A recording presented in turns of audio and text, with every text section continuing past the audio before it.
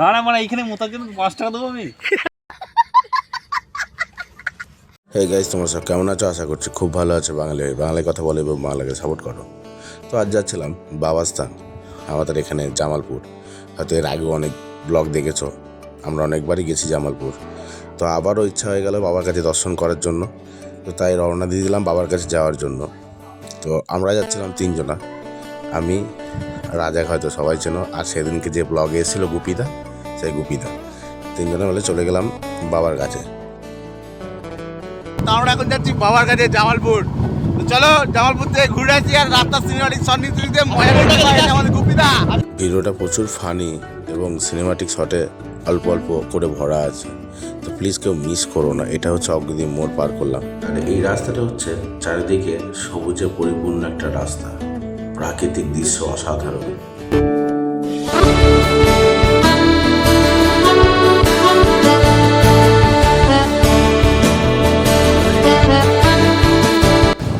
চুপা দে দে চুপা দে দে চুপা পাক পাক পাক এই মারে।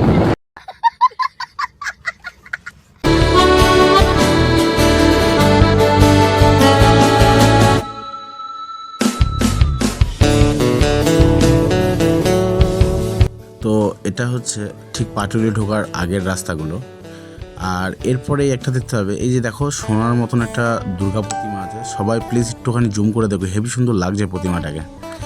আর এটা হচ্ছে পাটুলি বাজার, ঠিক আছে। পাটুলি বাজার পেরিয়ে চলে যাচ্ছি, আর অল্প একটু রাস্তা বাবার মন্দির। আর এই রাস্তাটা সারা জীবন আমি যতবার এসে দেখলাম ততবারই ভাঙা, কোনোদিন দেখলাম না যে রাস্তাটা ভালো হয়েছে।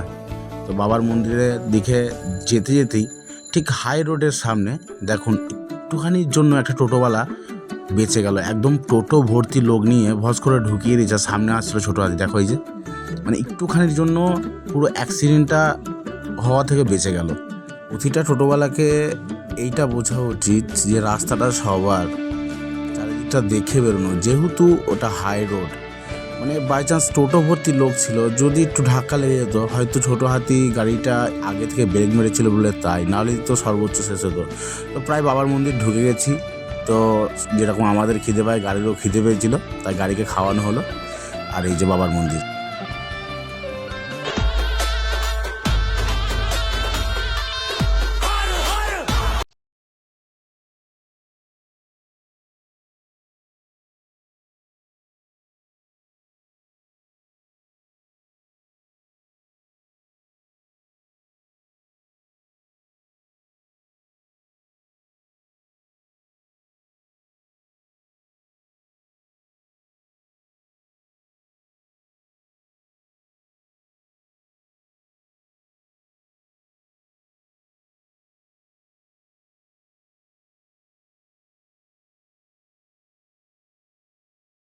এই জায়গাটার পরে আমাদের দাদার বাথরুম পেয়েছিল, আর এখান থেকে শুরু হলো মিম।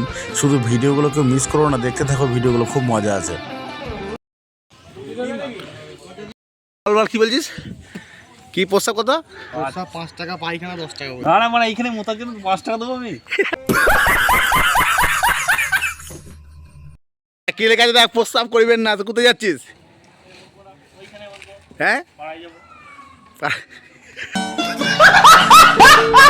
দেখুন, মানুষ 5 টাকা বাঁচানোর জন্য কোথায় না কোথায় যেতে পারে, ঠিক আছে।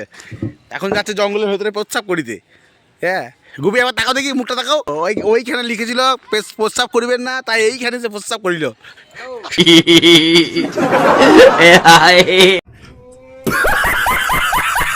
এটা হচ্ছে বাবার মন্দিরের ঠিক পেছনের জায়গাটা, মানে এটা পুরো রাউন্ড দিয়ে একটা বড় মাঠ আছে। এখানে নাকি হাট বসে। আমি আজ পর্যন্ত কোনদিন দেখতে পাইনি বা আমার কপালে জোটেনি দেখা, কারণ আমরা যখনই আসি তখনই দেখি হয় না। জানি না কী বারে বসে, কেউ যদি জেনে থাকো একটু প্লিজ কমেন্ট করে জানিও। আর এটা হচ্ছে বাবার মন্দির, ভেতরে ঢুকলাম, বাবাকে দর্শন করলাম। একটা কথা কি না বললেই নয়, যে বাবার মন্দিরে এলে মনের যত দুঃখ কষ্ট আছে না, সব কিছুক্ষণের জন্য মুছে যায়, মনটা একদম ঠান্ডা হয়ে যায়। পুজো দিয়ে আমাদের কমপ্লিট হয়ে গেছে।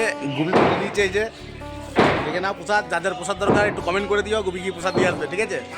তো আমাদের যে কাজের জন্য আসা হয়েছিল, কাজটা পুরো সম্পূর্ণ। পুজো দেওয়ার মানে মোটিভেটটা পুজো দেওয়ার ছিল না, ঘুরতে আসা ছিল, যে বাবাকে দেখতে যাবো। দেখি দা মাথায় ছিট।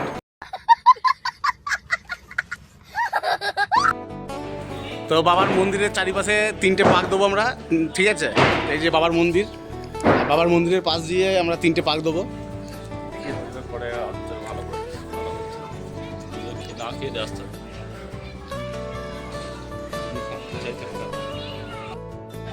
আমাদের 3 নম্বর পাক কমপ্লিট হতে যাচ্ছে, ঠিক আছে? 3টে পাক মারা হয়ে গেল। ভিডিওটা এখানেই শেষ করছি। কেমন হয়েছে একটু প্লিজ কমেন্ট করে জানিও, লাইক করে দিও। Tata, bye bye.